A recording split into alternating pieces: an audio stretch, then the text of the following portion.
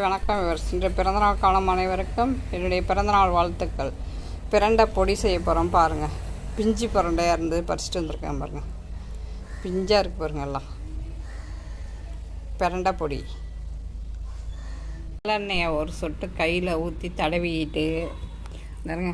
நல்லெண்ணெய் நல்லா தடவிட்டேன் சலிக்க, இல்லைன்னா அரிக்கும். இதை அப்படியே எல்லாத்தையும் உரிச்சிட்டு மேலே உள்ள தோலெல்லாம் உரிச்சிட்டு இதை சின்ன சின்ன துண்டாக வதங்குற மாதிரி போட்டிருக்கேன் பாருங்க.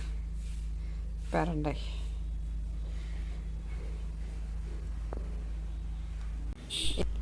கை கால் விளவிலன்னு வருது பாருங்கள்ல. நரம்பு சம்பந்தமாக கை கால்லாம் விளவிலன்னு வருதுல. இந்த பிரண்டை துவையலோ இல்லை பிரண்டை ஊறுகாயோ இல்லை பிரண்டை சாதத்தில் போட்டு சாப்பிட்லாம். எலும்பு, கால்சியம் சத்து, முட்டி வலிக்கெல்லாம் நல்லது. இந்த பிரண்டை தோசையாகவும் சுட்டு சாப்பிட்லாம். பிரண்டை இட்லியாகவும் நிறையா மருத்துவ குணம் வாய்ந்தது பிரண்டை. உங்களோட ஆயிலை கூட்டுறதுக்கு இந்த பிரண்டை துவையல் நல்லது. பிரண்டை மூலிகை மருந்து. இந்த மாதிரி தோல் உரிக்கணும்.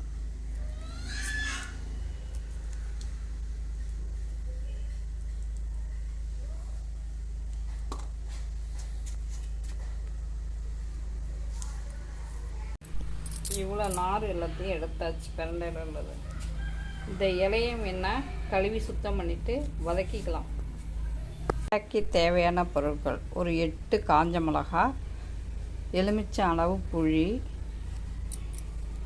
கருப்பு உளுந்து 1 கப்பு, இதெல்லாம் 1 கப்பு,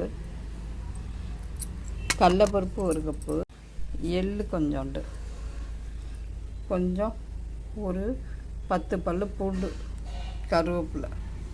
இதாங்க பிரண்டை பொடிக்கு. பச்சரிசி வேணுன்னா கொஞ்சம் ஒரு கைப்பிடி அளவு போட்டுக்கலாம். பச்சரிசி போட்டுக்கிட்டாலும் சரி, புழுங்கரிசி போட்டுக்கிட்டாலும் சரி, வேணுன்னா போட்டுக்கலாம், வேண்டாம்னா விட்டுடலாம். சும்மா ஒரு கைப்பிடி அளவு பச்சரிசி. பெருங்காயத்தூள். வாங்க சமையலுக்கு போவோம். ஒரு வானிலையிலே எண்ணெயை ஊற்றி இப்போ பிரண்டை நல்லா வறுத்துக்கணும்.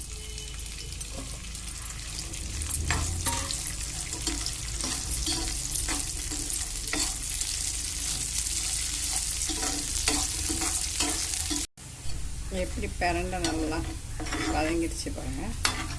இப்போ அதை ஒரு பிளேட்டில் எடுத்து வச்சோம்.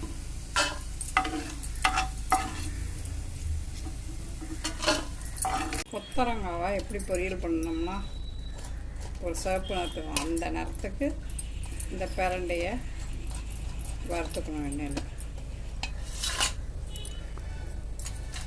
அடுத்து இந்த மிளகா, இந்த புளி, கருவேப்பிலை எல்லாத்தையும் போட்டு எண்ணெயில் வறுத்துக்கணும். அப்புறம் மிளகாலாம் புளியெல்லாம் வீங்கிடுச்சு, அதையும் எடுத்து ஒரு பக்கம் வச்சுக்கணும்.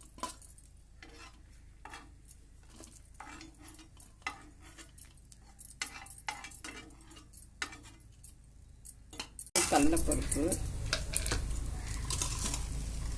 உளுந்து,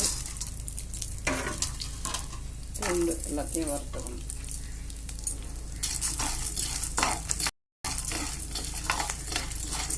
மிளகு கொஞ்சோண்டு போட்டுக்கணும்.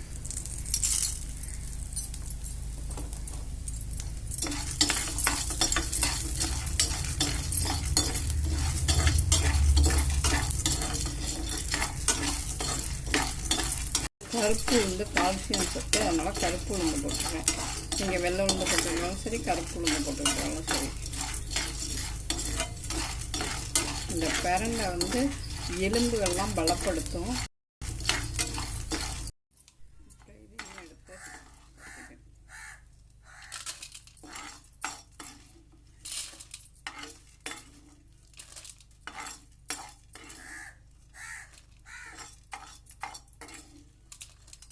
எள்ளை வறுத்துக்கணும்.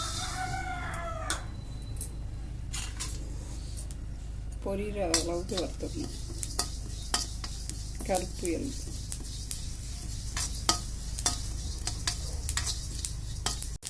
அதுதான் புரியுது, இந்த அளவுக்கு வறுத்து.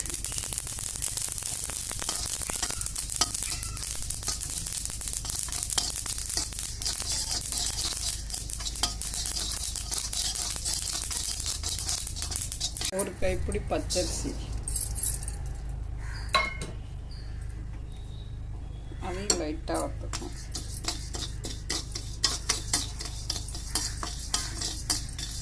அரிசி போட்டால் டேஸ்ட்டு கூட. இதோட கொஞ்சம் பெருங்காயத்தூள் போட்டு நல்லா அடுப்பு ஆஃப் பண்ணிடணும்.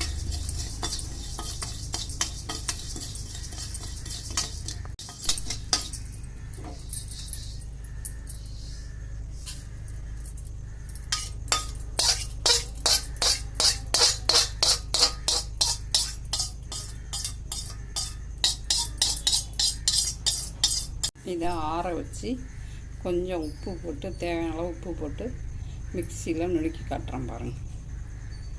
இது ஆறட்டும்ல. மிக்சியில் போட்டாச்சு, அரைக்க போகிறேன். பிரண்டத்தை வச்சுக்கொள்வோம். பிரண்டை பொடி ரெடி.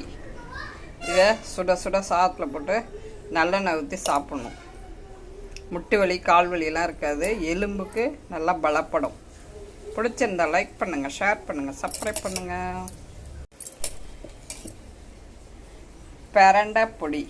பிரண்டை பொடியோட ரெசிப்பியை என் சேனலில் பாருங்கள். எலும்பு பலப்படவும், முட்டி வலி இல்லாமல் இருக்கவும் பிரண்டை. இது இட்லி தோசைக்கு சாப்பிட்லாம். சாதத்தில் நல்லெண்ணெய் ஊற்றி, சுட சுட சாதத்தில் நல்லெண்ணெய் ஊற்றி பிசைஞ்சு சாப்பிட்லாம். நீங்களும் உங்கள் வீட்டில் ட்ரை பண்ணி பாருங்கள்.